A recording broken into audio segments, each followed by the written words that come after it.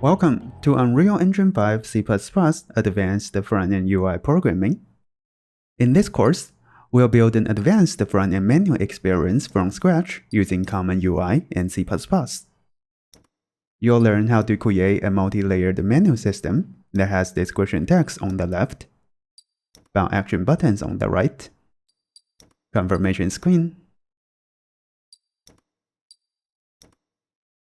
startup loading screen, in-game loading screen, and credit screen along with full Game Pass support.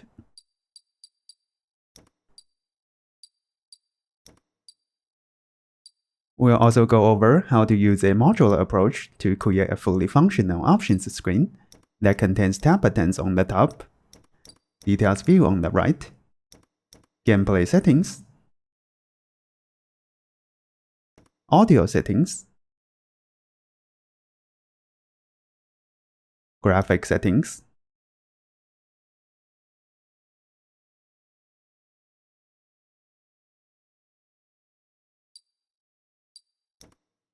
input remapping,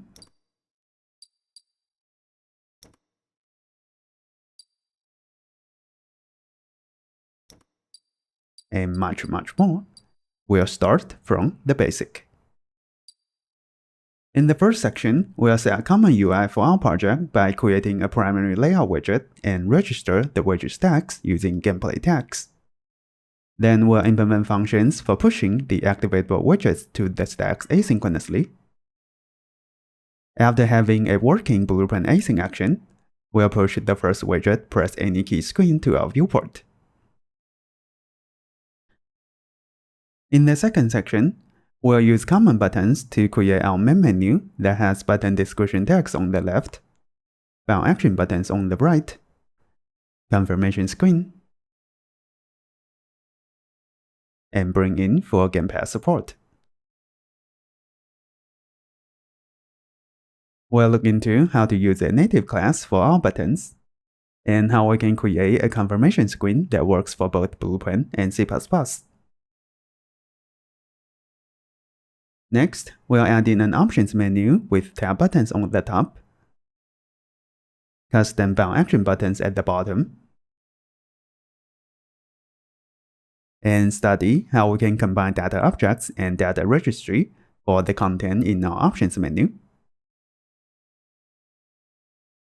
Once we have a working options screen, we'll look at how we can use a modular approach to display settings under the selected tab, the details view on the right, and implement the data reset logic.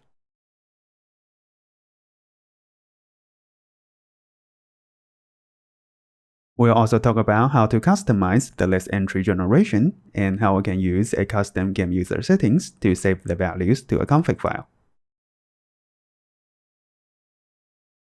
Next, we'll start constructing settings for both audio and video tab.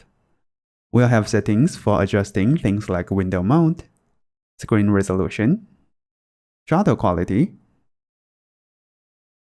frame rate limit. We'll also go through the process for setting up data dependency and edit conditions properly. After this one, we'll add in settings for input remapping. We'll manage to display the icons for the input keys and look at how we can process players' input using input preprocessor.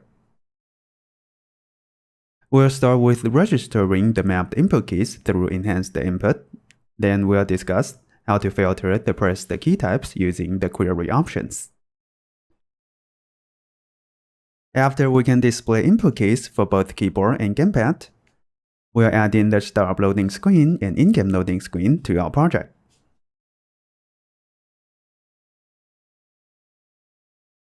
This will be the most comprehensive UI course that you'll ever find online.